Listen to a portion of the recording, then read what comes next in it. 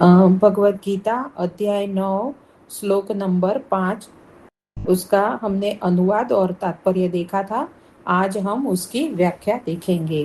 तो मैं एक बार श्लोक दोहराती हूँ। न च मत्स्थानि भूतानि पश्य मे योगम ऐश्वरम भूत भूतन न च भूतस्थ मम आत्मा भूत भावना। अनुवाद बाय जगतगुरु श्रील प्रभुपाद। जगतगुरु श्रील प्रभुपाद की जय। तथापि मेरे द्वारा उत्पन्न सारी वस्तुएं मुझ में स्थित नहीं रहती। जरा मेरे योग ऐश्वर्य को देखो। यद्यपि मैं समस्त जीवों का पालक यानी भर्ता हूँ और सर्वत्र व्याप्त हूँ, लेकिन मैं इस विराट अभिव्यक्ति का अंश नहीं हूँ, क्योंकि मैं सृष्टि का कारण स्वरूप हूँ। तो भगवान ने पिछले श्लोक में क्या कहा था कि मया ततम इदम सर्वम जगद व्यक्त मूर्तिना मतस्थानी सर्वभूतानि न चाहम ते अवस्थित। यानी मतस्थानी सर्वभूतानि यानी सभी जीव जो है वो मेरे अंदर व्याप्त है। और अभी इस श्लोक में भगवान कह रहे हैं न च मस्तानी भूतानी यानी मेरे अंदर कोई भी स्थित नहीं है। तो अब भगवान ऐसे क्यों कह रहे हैं?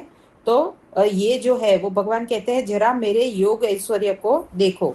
तो वैसे भगवान के अंदर सभी जीव जो है वो व्याप्त है, लेकिन फिर भी भगवान कहते हैं कि नहीं है। तो उसका मतलब हमने देखा था कि भगवान के अंदर सभी जीव है, लेकिन फिर भी भगवान जो है उनसे आसक्त नहीं होते हैं, उनसे निर्लिप्त रहते हैं। तो इस तरह से सभी जीव जो है वो भगवान के अंदर नहीं है, और ये उनका ऐश्वर्य ही है। ये एक प्रकार से उनका योग ऐश्वर्य है कि सभी जीव का पालन भगवान जो है वो करते हैं। भगवान सर्वत्र व्याप्त भी है, लेकिन भगवान कहते हैं कि इस विराट अभिव्यक्ति का अंश मैं नहीं हूँ, क्योंकि मैं सृष्टि का कारण स्वरूप हूँ। तो ये सब क्या है? भगवान का ऐश्वर्य है। तो हम देखते हैं अभी कि तो भगवान ने पहले कहा मतस्थानी सर्वभूतानी यानी सभी प्राणी यानी सभी जीव मुझ में स्थित है। और भगवान अपनी ही बात को अभी इस श्लोक में काट देते हैं। तो और कहते हैं कि न च मत्स्थानि भूतानि यानी मेरे भीतर कोई स्थित नहीं है। अब भगवान ने कहा सभी प्राणी मुझ में स्थित है, और अभी कह रहे हैं मेरे भीतर कोई स्थित नहीं है। तो ये तो ऐसा है जैसे मानो कोई कहे कि मैं दिल्ली कभी भी गया नहीं हूँ, लेकिन अगले ही पल वो कहे कि मैं दिल्ली यूनिवर्सिटी से मैंने एलएलबी की डिग्री की है और उसमें मैंने टॉप किया है। तो अब हम क्या सोचेंगे? अभी बोल रहा है कि मैं कभी दिल्ली नहीं गया हूँ, और अगले ही पल वो बोल रहा है कि मैंने दिल्ली यूनिवर्सिटी से डिग्री ली है, तो मैंने टॉप किया है उसमें भी। तो हम सोचेंगे क्या सोचेंगे कि ये पागल है, या फिर उसका स्लिप ऑफ टंग यानी उसकी जबान फिसल गई होगी। लेकिन भगवान की जबान कभी भी फिसलती नहीं है, भगवान पूर्ण होश में है। तो भगवान ने जो भी भगवत गीता में श्लोक कहे हैं ना, उसमें एक भी गलतियां नहीं है। तो ये बात अलग है कि कई मायावादी लोग जो होते हैं वो अपने अपने हिसाब से इस श्लोक की व्याख्या करते हैं कि भगवान एक पल में कहते हैं कि मेरे अंदर सभी प्राणी सभी जीव स्थित है, और दूसरे पल में भगवान कहते हैं कि मेरे अंदर कोई स्थित नहीं है। तो फिर उसकी वो लोग अपने मन से व्याख्या करते हैं। लेकिन भगवान ने जो कुछ भी भगवत गीता में बोला है, जो कोई श्लोक बताए हैं, उसमें कोई भी गलती नहीं है। तो भगवान ने ये कहा है तो उसका भी एक कारण होगा। तो वो हम इसमें देखेंगे कि भगवान क्यों ऐसे कह रहे हैं। तो पिछले श्लोक में भगवान ने कहा मतस्थानी सर्वभूतानी, और अभी कह रहे हैं न च मतस्थानी भूतानी। तो पहले कहा सभी प्राणी मुझ में स्थित है, और अभी कह रहे हैं कि मेरे भीतर कोई स्थित नहीं है। तो कैसे समझेंगे इस बात को? तो अभी जो प्रभु जी है मैं जिनकी व्याख्या इस श्लोक के लिए मैं सुन रही थी, तो वो प्रभु जी बता रहे थे कि एक बार वो आईआईएम इंदौर में प्रवचन करने के लिए गए थे। तो वहां पे एक प्रोफेसर ने ये श्लोक पूछ लिया कि आप बताइए कि ये दोनों कैसे हो सकता है, कि पहले भगवान कहते हैं कि मेरे अंदर सभी अवस्थित है और दूसरे श्लोक में कहते हैं कि मेरे अंदर कोई अवस्थित नहीं है, तो ये कैसे हो सकता है। तो क्योंकि इस श्लोक को समझना थोड़ा कठिन है, इस श्लोक की कई प्रकार से लोग व्याख्या करते हैं, और विशेष रूप से जो अद्वैत वेदांती है, जो मायावादी दर्शन से प्रभावित है, तो उनके लिए ये अवसर मिलता है कि इस श्लोक के माध्यम से वो अपने मत को स्थापित करने का उनको ये अवसर मिल जाता है। तो इसके लिए वो अपने मनगढ़ंत बातें इस श्लोक पर वो अपनी मनगढ़ंत व्याख्याएं करते रहते हैं। लेकिन हम समझते हैं इसको वैष्णव आचार्यों के माध्यम से। हमें ऐसे वेदांती, अद्वैत वेदांती या मायावादियों के मतों को हमें नहीं सुनना है। हमें किसका सुनना है, तो हमें गौड़ीय वैष्णव जो है, जो आचार्य गण है हमारे, तो उनकी ही व्याख्या को हमें सुनना है। तो उनके माध्यम से हम इस श्लोक को समझने का प्रयास करेंगे। तो भगवान कह रहे हैं कि मेरे भीतर कोई भी जीव अवस्थित नहीं है। तो यदि भगवान के भीतर जीव अवस्थित होते, जैसे कि भगवान कहते हैं कि कोई स्थित नहीं है, तो जैसे पहले हमने सुना कि विद्यार्थी ने कहा कि मैं पहले दिल्ली कभी गया नहीं, और साथ ही कह रहा है कि मैंने दिल्ली यूनिवर्सिटी से LLB किया है और उसमें भी मैंने टॉप किया है। तो इसका अर्थ क्या है, तो उसकी बात सही हो सकती है। कब हो सकती है, तो उसने डिस्टेंस लर्निंग प्रोग्राम से किया हो, शायद ऐसा भी तो हो सकता है, कोई अन्य कारण भी तो हो सकता है। तो उसने मानो ऑनलाइन से किया है, डिस्टेंस लर्निंग प्रोग्राम से उसने LLB की डिग्री प्राप्त की है। तो ये हो सकता है ना कि यही दिल्ली यूनिवर्सिटी से उसको उसको डिग्री प्राप्त हुई है, बिना दिल्ली जाए वो गया नहीं है, फिर भी उसको दिल्ली यूनिवर्सिटी से उसको डिग्री प्राप्त हो सकती है।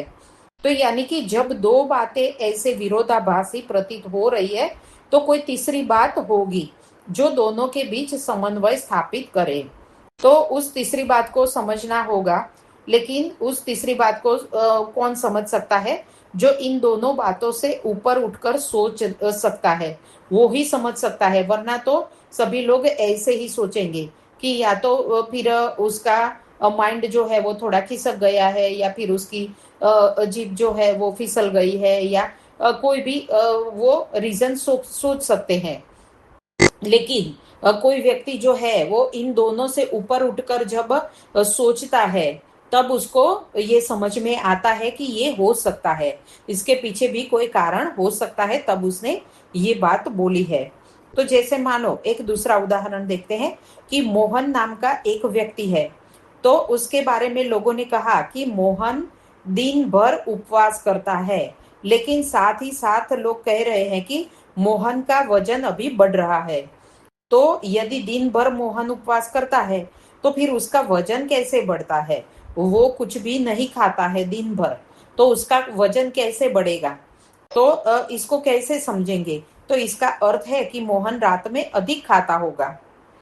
तो वैसे ही जब भगवान कहते हैं कि मेरे भीतर सभी प्राणी स्थित है, साथ ही साथ कहते हैं कि मेरे भीतर कोई भी स्थित नहीं है, तो भगवान के भीतर कोई स्थित नहीं है, इसका अर्थ है भगवान निर्लिप्त रहते हैं। जैसे मानो यदि भगवान शाश्वत है, नित्य है, तो यदि सब कुछ भगवान के भीतर स्थित हो, तो सब कुछ भी शाश्वत, नित्य और नित्य होना चाहिए ना। भगवान शाश्वत है, तो उनके अंदर जो भी जीव, सब कुछ जो सृष्टि वगैरह जो है, तो वो भी शाश्वत और नित्य होगी ना। तो भगवान के भीतर स्थित हो जाए सभी प्राणी, तो भगवान कैसे नित्य है, तो भगवान जैसे नित्य है, तो सब कुछ, सभी प्राणी भी नित्य होंगे ना। लेकिन ऐसा तो नहीं है ना, जैसे हमने सुना था कि आ ब्रह्म भुवना लोका पुनरावर्तिनो अर्जुना। तो उस श्लोक में हमने देखा था कि कैसे ब्रह्मा जी के जब 12 घंटे बीतते हैं, तब आंशिक प्रलय होता है, और जब ब्रह्मा जी के 100 साल कंप्लीट होने पर पूर्ण प्रलय हो जाता है। सारे 14 लोग है, वो सभी जो है उन सभी का प्रलय हो जाता है, पूरे भौतिक जगत का प्रलय हो जाता है। तो अगर सभी वस्तुएं जो भगवान के अंदर अवस्थित होती तो उनका प्रलय कैसे होता? क्योंकि सभी शाश्वत हो जाते ना, सभी नित्य हो जाते, तो उनका प्रलय कैसे होता? नहीं होता। तो ये जगत तो वैसे जड़ है और नश्वर है, यानी उसका एक ना एक दिन तो विनाश होने वाला है। तो भगवान कहते हैं पश्य में योगम ऐश्वर्यम। तो पश्य यानी कि देखो। सामान्य अर्थ में हम अगर कोई व्यक्ति पश्य कहे तो हम क्या सोचेंगे कि वो कुछ हमें दिखा रहा है, यानी वो बोल रहा है कि कुछ देखो। तो मैं यानी मेरा, योग ऐश्वर्यम यानी ये मेरा योग ऐश्वर्य है।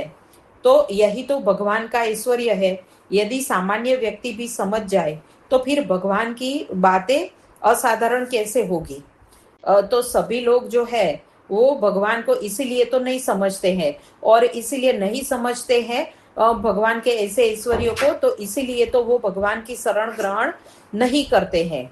तो अगर सभी लोग जो भगवान की शरण ग्रहण कर लेते, भगवान को समझ जाते, तो भगवान की बातें जो है वो असाधारण कैसे होती? तो यही तो भगवान का जो है वो दिव्य ऐश्वर्य है। तो यहाँ भगवान कहते हैं पश्य। तो पश्य का अर्थ होता है देखना, लेकिन यहाँ भगवान ने अर्जुन को दिखाया नहीं, अभी तक नहीं दिखाया है, अभी दिखाएंगे 11वें अध्याय में अपना ऐश्वर्य दिखाएंगे भगवान जो है वो। तो अभी भगवान कह रहे हैं कि जानो, पश्य यानी कि जानो। तो पश्य का अर्थ समझना और जानना भी होता है। और साथ ही साथ भगवान कह रहे हैं भूत भ्रूण न च भूतस्थो। तो भूत भ्रूण कहते हैं सभी जीवों को धारण करने वाले। तो भगवान सभी जीवों को धारण करने वाले हैं। फिर कहते हैं भूत भूत न च भूतस्थो। तो न च भूतस्थ का अर्थ है मैं किसी भी प्राणी में स्थित नहीं हूँ। भगवान कहते हैं कि मैं सभी जीवों को धारण करता हूँ, लेकिन मैं किसी भी प्राणी में स्थित नहीं हूँ। तो पहले भगवान ने कहा मैं सर्वव्यापक हूँ, और अभी कह रहे हैं कि मैं किसी प्राणी में स्थित नहीं हूँ। तो भगवान जो है वो ब्रह्म के रूप में सर्वव्यापक है, लेकिन अभी भगवान कहते हैं कि मैं किसी में भी स्थित नहीं हूँ। यानी कि भगवान अपने निजी स्वरूप में, जो उनका निजी स्वरूप जो गोलोक वृंदावन में रहता है, तो उस स्वरूप से भगवान किसी प्राणी के अंदर स्थित नहीं है। तो पहले भगवान ने कहा मैं सर्वव्यापक हूँ, और अभी कह रहे हैं कि मैं किसी प्राणी में स्थित नहीं हूँ। तो भगवान किसी प्राणी में स्थित नहीं है, इसका आशय है कि यदि हम किसी का पालन करते हैं, अब भगवान ने यहाँ पे कहा कि मैं सभी जीवों का पालन करता हूँ। तो अगर हम जो है वो किसी का पालन करते हैं, किसी को थोड़ी सी मदद भी कर देते हैं, या हम किसी को धारण करते हैं, तो हम उससे आसक्त हो जाते हैं और हम एक प्रकार से उसमें स्थित होते हैं। ऐसे आसक्त हो जाते हैं तो ऐसे कहा जाता है कि हम उसमें स्थित है, तो उसकी भावना में स्थित हो जाते हैं। लेकिन भगवान संपूर्ण प्राणियों का पालन कर रहे हैं, इस पूरे ब्रह्मांड को धारण किए हुए है भगवान, लेकिन भगवान बिल्कुल उससे निर्लिप्त रहते हैं। जैसे हम किसी को धारण करते हैं तो उसमें आसक्त हो जाते हैं, लेकिन भगवान इस पूरे ब्रह्मांड को धारण करते हैं, सभी जीवों को धारण करते हैं, सभी का पालन करते हैं, फिर भी भगवान उससे आसक्त नहीं होते हैं, उससे निर्लिप्त बने रहते हैं। तो भगवान उससे पृथक है।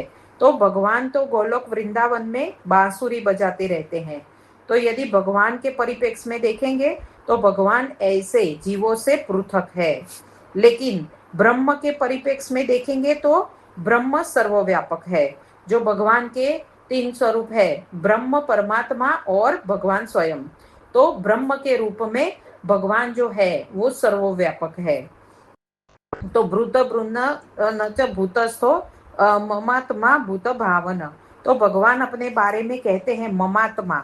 तो ये ममात्मा का अर्थ ये नहीं समझना चाहिए कि भगवान की आत्मा, मम यानी मेरी, आत्मा यानी आत्मा। तो ममात्मा का अर्थ ये नहीं कि भगवान की आत्मा। भगवान के शरीर और आत्मा में कोई फर्क नहीं है। जैसे हमारा शरीर और हमारी आत्मा दोनों अलग अलग है, लेकिन भगवान का ऐसा नहीं होता है। भगवान के शरीर और आत्मा में कोई फर्क नहीं होता है, दोनों अलग अलग नहीं होता है। तो ये तो ऐसी ही बात है कि कोई कहे कि राहु का सिर, अब एक राहु नाम का ग्रह है और उसका कुछ नहीं होता है, वो ग्रह है, उसका शरीर नहीं होता है, सिर्फ उसका सिर होता है। तो ऐसे ही भगवान कह रहे हैं कि मेरी आत्मा, तो इसका अर्थ ये नहीं कि भगवान का शरीर अलग है और आत्मा अलग है। भगवान का स्वरूप पूर्णतः आत्मा है। तो भगवान का शरीर और आत्मा एक ही होता है, वो आत्मा ही कहलाता है। और वो कैसे है? आध्यात्मिक है और चिन्मय स्वरूप है। भगवान का स्वरूप कैसा है? सच्चित और आनंद स्वरूप है। तो भूत भावन यानी पालन करने वाला। तो यद्यपि भगवान समस्त जीवों को धारण करते हैं, उनका पालन करते हैं, फिर भी उनके भीतर स्थित नहीं है, स्थित है भी और नहीं भी है। तो सभी प्राणी भगवान के भीतर स्थित है भी और नहीं भी है। तो ये विरोधाभासी चीजें केवल और केवल भगवान के ऊपर लागू होती है, क्योंकि भगवान जो है वो असीमित है, हम क्षुद्र जीव है, हम सीमित है। तो हम जो है, जो जीवात्मा है वो क्षुद्र होता है, अणु होता है। और जो परमात्मा यानी भगवान जो है वो विभु होते हैं। तो हम जो है वो सीमित होते हैं और भगवान जो है वो सर्वव्यापी होते हैं। तो सीमित जीव भगवान के असीमित ऐश्वर्य को नहीं समझ सकता। तो जैसे हम सीमित है तो हमारी बुद्धि भी ऐसी सीमित ही होती है। तो इसलिए हम भगवान के ऐश्वर्य को ऐसे नहीं समझ सकते हैं। तो इसलिए भगवान ने कहा पश्य में योगम ऐश्वर्यम, तो मेरे ऐश्वर्य को देखो। तो भगवान ने कैसे, जब द्रौपदी ने पुकारा भगवान को, तब भगवान आए और कैसे उनकी साड़ी को बढ़ा दिया। जैसे समझ पाएगा एक सामान्य व्यक्ति, तो ये अगर उसको बोला जाए, किसी को ऐसा भक्ति का कुछ भी ज्ञान नहीं है और उसको ये सब सुनाया जाए, तो क्या वो समझ सकेगा कि उस वक्त भगवान ने वस्त्र अपना एक वस्त्र रूप धारण किया था और उसी वस्त्र रूप में जो है वो भगवान वहां पे उपस्थित हो गए थे। तो अगर किसी को ये बताया जाए तो क्या वो समझ सकेगा? नहीं समझ सकेगा। तो हम सभी के हृदय में भगवान स्थित है, ईश्वर सर्वभूतानाम। लेकिन क्या आपको ये अनुभव हुआ? क्या सभी लोग इस बात को अनुभव कर सकते हैं कि हमारे अंदर, सभी जीवों के अंदर भगवान परमात्मा रूप में स्थित है? अगर कोई कहे कि हाँ, हम तो हर रोज भगवत गीता को सुनते हैं कि भगवान सभी जीवों के हृदय में स्थित है, तो हाँ है, हम समझते हैं कि भगवान सभी जीवों के हृदय में है, मेरे भी है और सभी जीवों के है। तो क्या हम अगर हम ये समझते हैं कि भगवान सभी जीवों के हृदय में है, तो हम किसी व्यक्ति से द्वेष, ईर्षा ये सब क्यों करते हैं? क्योंकि उस व्यक्ति से द्वेष, ईर्षा करते हैं तो इसका मतलब है हम भगवान से द्वेष और ईर्षा करते हैं। तो अगर हम ये समझते तो हम नहीं करते ना। तो ये सभी लोग जो है वो अनुभव नहीं करते हैं। तो इसको क्या कहते हैं? भगवान का ऐश्वर्य है। तो कौरवों की सभा में भगवान शांति दूत के रूप में गए थे और वहां पर उन्होंने अपना ऐश्वर्य दिखाया। ये सामान्य लोग नहीं समझ पाए। भगवान की भगवत्ता को वहां पे सभी लोग उपस्थित थे, वो लोग नहीं समझ पाए थे। तो जो दुर्योधन को भी भगवान ने अपना ऐश्वर्य दिखाया था, फिर भी क्या दुर्योधन भगवान की बात को माने थी? नहीं मानी थी। उसने भगवान का जो प्रस्ताव था, वो शांति दूत बनकर गए थे, तो शांति का जो प्रस्ताव था तो उसने क्या स्वीकार किया था? नहीं किया था। तो सभी लोग ऐसे भगवान को के ऐश्वर्य को नहीं समझ पाते हैं। तो भगवान इतने महान है और हम इतने क्षुद्र है कि भगवान के ऐश्वर्य को हम अपनी क्षुद्र बुद्धि से नहीं समझ सकते हैं। कर्तुम अकर्तुम सर्वथा कर्तुम, यानी उपनिषदों में भगवान के बारे में कहा है कि भगवान असंभव को भी संभव कर सकते हैं। भगवान के लिए कोई भी ऐसी चीज नहीं है कि उनके लिए करना असंभव है। कुछ भी असंभव भगवान के लिए नहीं है, वो सब कुछ कर सकते हैं। भगवान सब कुछ कर सकते हैं, उनके लिए सभी वस्तुएं संभव है। यानी भगवान के लिए कोई भी कार्य करना असंभव नहीं है, तो इसीलिए वे भगवान है। अगर ये कोई व्यक्ति कहे कि मेरे लिए भी ये सब कुछ मैं भी कर सकता हूँ, मैं ये कर सकता हूँ, वो कर सकता हूँ, तो क्या भगवान ये सब कुछ कर रहे हैं?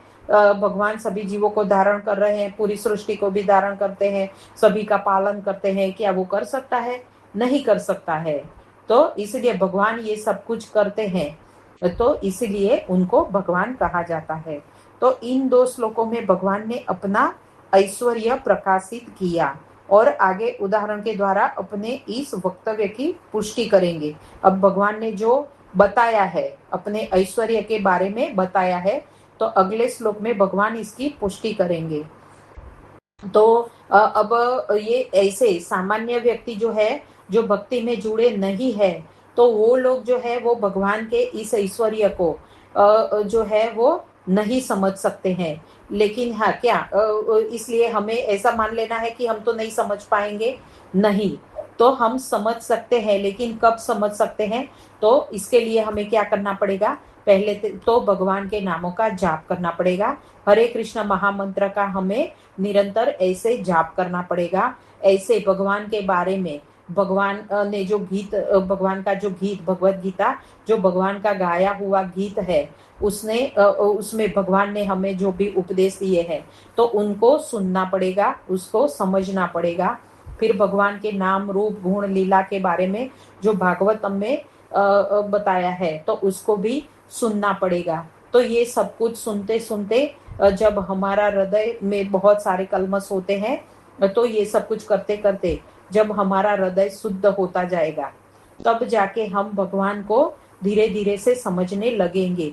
जो भी भगवान ये बता रहे हैं, तो ये सब कुछ हम धीरे धीरे करके समझने लगेंगे।